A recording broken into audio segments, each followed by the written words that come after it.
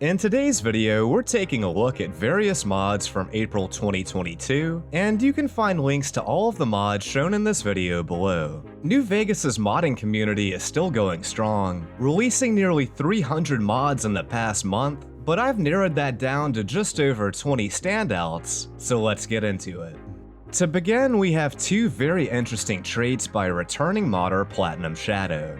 The first is called Force Kill Everything Challenge, and as its name implies, it forces you to kill nearly every NPC in the game, as most of them now become immediately hostile when you get close to them. The beginning of the game is now a boss fight against Victor and the citizens of Goodsprings that sets the tone for the rest of the playthrough. Since you're locked out of completing mini quests now, you gain additional experience when killing enemies to compensate for lost quest experience. On top of that, the trait makes it so you can't become addicted to chems, creating the perfect setup for a murder hobo. This is a mod that draws on New Vegas' strength of being able to kill the majority of characters, and it's a really fantastic idea.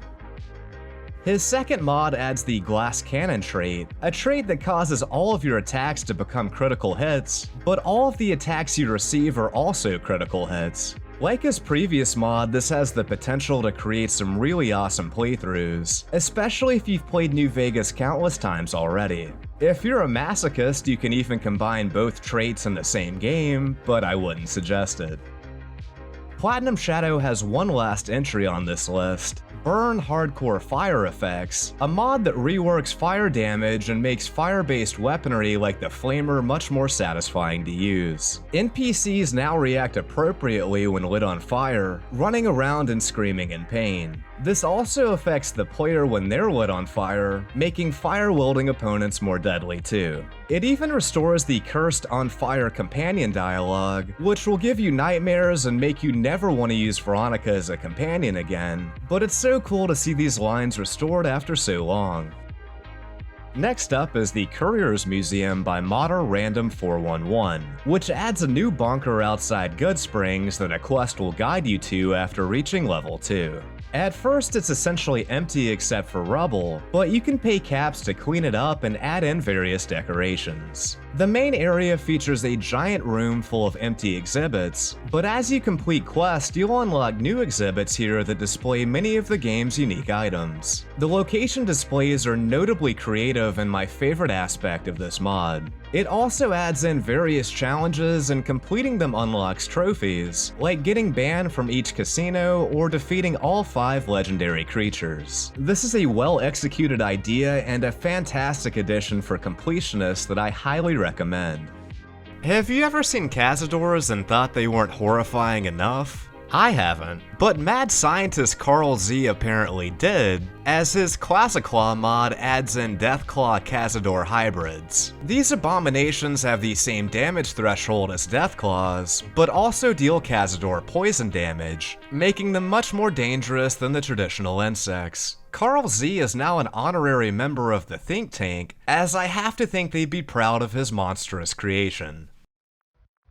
Moving on, we have 3 awesome cut content entries by Panzerman, and the first one restores the hologram worship behavior I mentioned in a previous video. Originally, the ghost people were meant to be drawn to the villainous holograms, and the player could use this behavior to sneak past them. This was an awesome idea that would have given stealth players more opportunities to avoid combat, and Panzerman is a living god for bringing it back to us.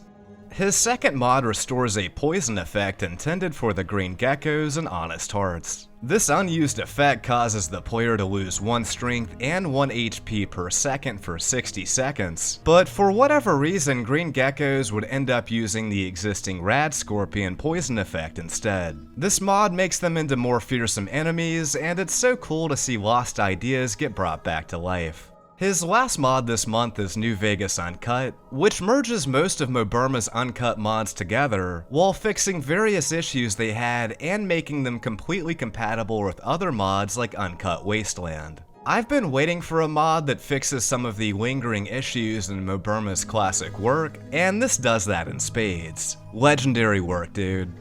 Hitman is back once again with several mind-blowing animation packs for the silenced SMG, single shotgun, light machine gun, Bozar, and 32 revolver. As per usual, each of these is a massive improvement over the original versions, and at this point he's not far from having reanimated every projectile firing weapon in the game. I can't praise his incredible work enough, so do yourself a favor and go download all of these.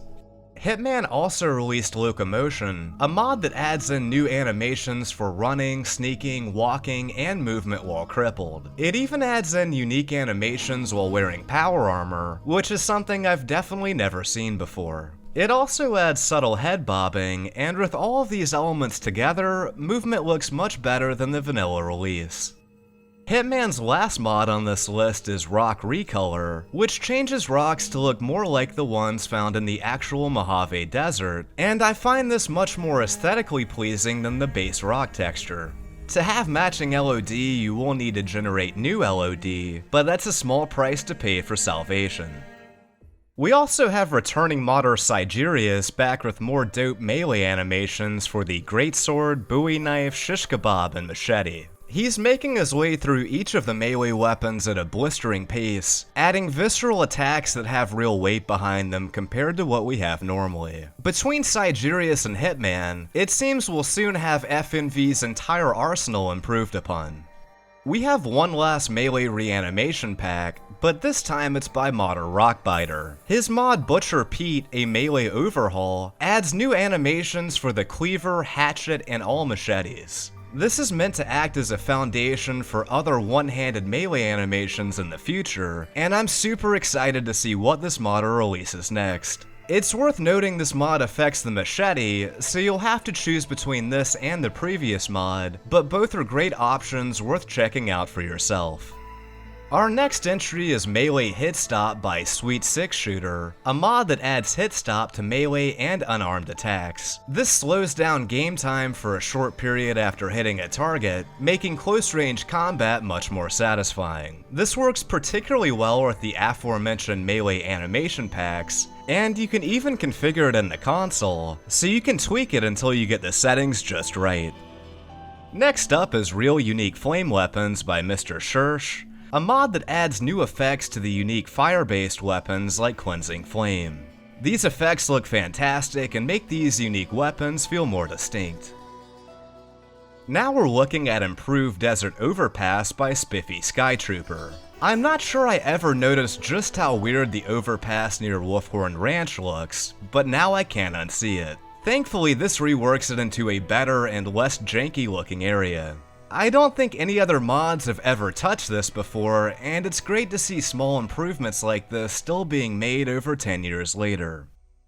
The next mod is Water Overhaul by NutnOff, a beautiful rework of the game's water effects. There are installation variants if you're using an E&B, and this is a dramatic improvement over the original graphics. If you're willing to take a performance hit, you can apply some additional changes that will result in even better looking water. In this video, I'm also using the Altitude Weather mod, and the two work wonderfully together.